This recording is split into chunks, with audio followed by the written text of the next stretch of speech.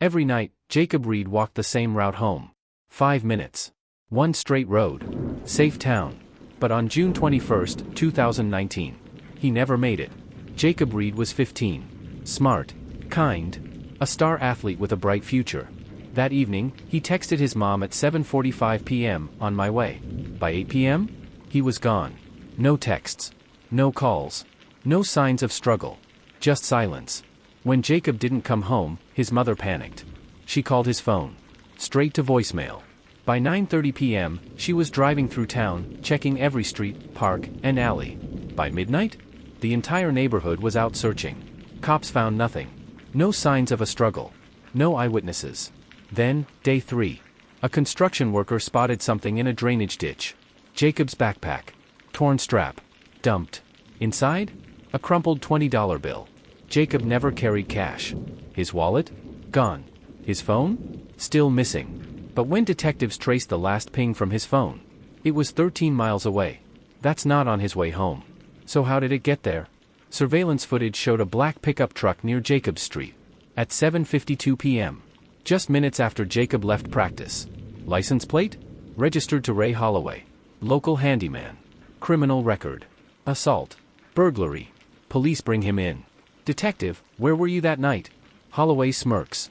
"Working late. Ask my boss." His boss? Confirms his alibi.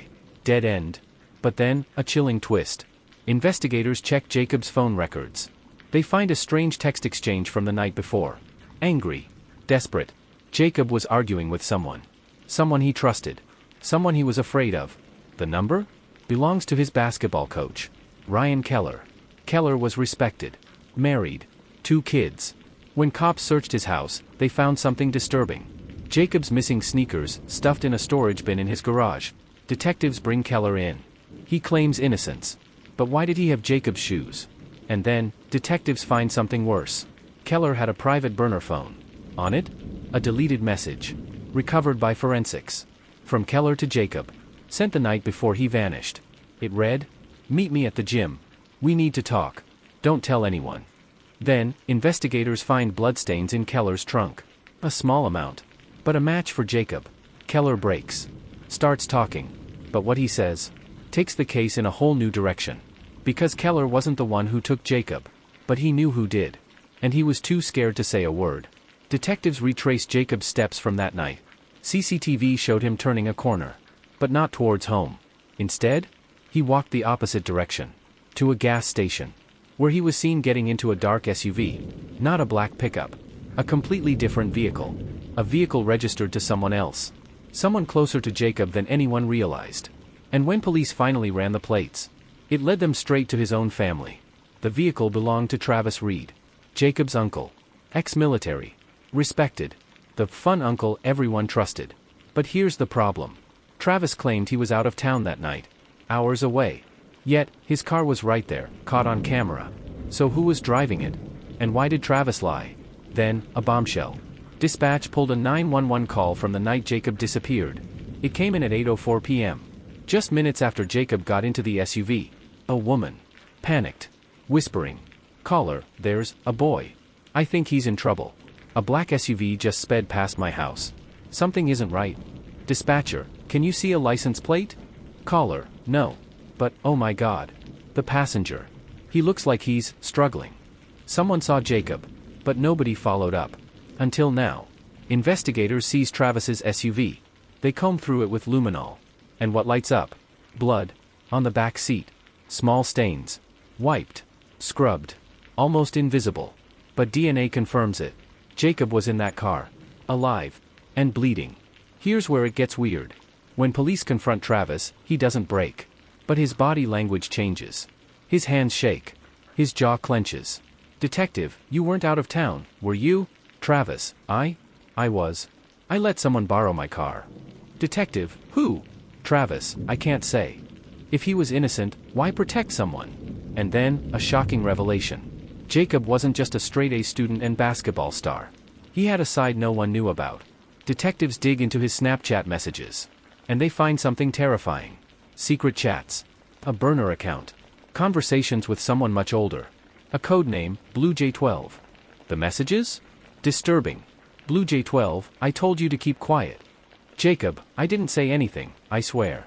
Blue J12, you better not have. Jacob, I just want out. Please. Blue J12, you know what happens if you talk. What was he caught up in? Then, detectives trace the burner phone. They find an IP address. It's registered to a house in Jacob's neighborhood. A house he'd been to before. A house belonging to his best friend's dad, Mark Sullivan. Police race to Sullivan's house. But when they arrive, Sullivan is gone. Vanished. And his basement? Is locked from the inside. Cops break down the door. Inside? A dark, soundproof basement. Camera equipment. A computer wiped clean. And on the wall? Photos of Jacob. Taken from a distance. For weeks. Detectives now know Sullivan was behind this. But Jacob is still missing. They trace Sullivan's credit card. It was used at a gas station 300 miles away. He's running. With or without Jacob. Then, one last clue. Security footage. Jacob. Alive. On the gas station camera. Looking scared. Tense. Wearing different clothes. But standing next to Sullivan. And as he turns toward the camera? What happens next? Where is Sullivan taking Jacob? What did Jacob know that made him a target? And, is it already too late? Statewide alert. Every cop on high alert. Sullivan's car? Gone.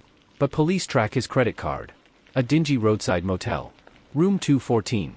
Detectives rush to the scene. The door? Slightly open. Guns drawn. Officers sweep the room. No Sullivan. No Jacob. But on the bed? A single piece of clothing.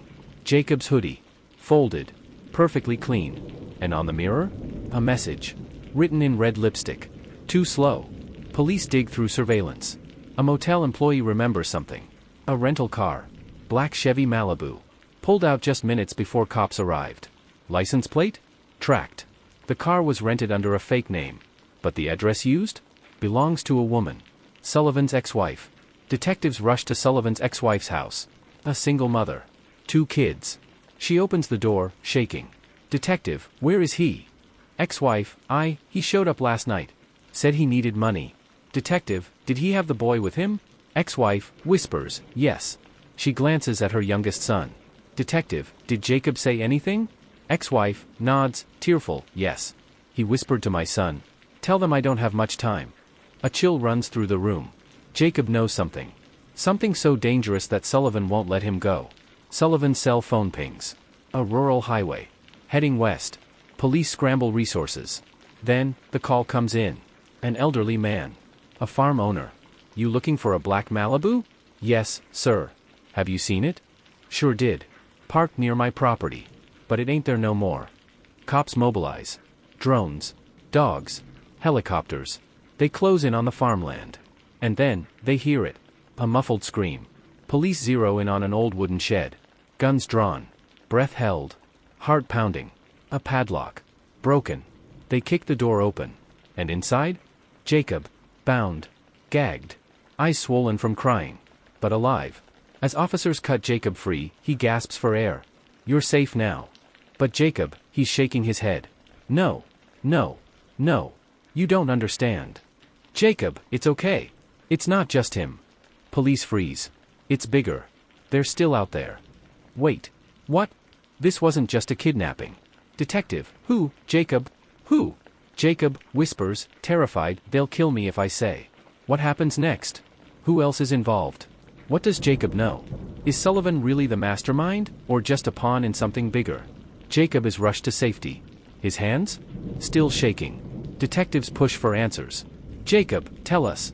Who else is involved? Deep breath, I can't. They'll kill my family. Jacob, we can protect you. No, you don't understand. They're inside the system. A chill hits the room. Inside the system? This wasn't just a kidnapping. This was a cover-up. 1 week before he vanished. Jacob was at the lake. Late at night. And he saw something he wasn't supposed to. A black SUV. Headlights off. 2 men. 1 in uniform. A third man? He was in the trunk. Tied up. Beaten. I swear to God, he was still alive. Jacob hid behind a tree. Watched as the men dragged the body to the water. A single gunshot. And then, silence. Detectives exchange looks. A man. Killed. Dumped in the lake. And one of the killers? A cop. A cop who worked Jacob's own case. The same officer who first called Jacob's disappearance a random runaway case. Jacob, do you remember the officer's name? Yes. Swallows hard, Detective Wayne. The room erupts. Detective Wayne Sullivan. The same man police trusted. The same man who led the initial search. He was never looking for Jacob. He was making sure Jacob was never found. Detectives storm Wayne Sullivan's house. But he's gone. A statewide alert is issued. Jacob's testimony changes everything. FBI takes over. And then? A horrifying discovery. The lake is dredged. And a body is found. Confirmed, the man Jacob saw murdered. He was a journalist, the FBI reports. Investigating a police corruption ring. Jacob saw too much. And Sullivan? He was cleaning up loose ends.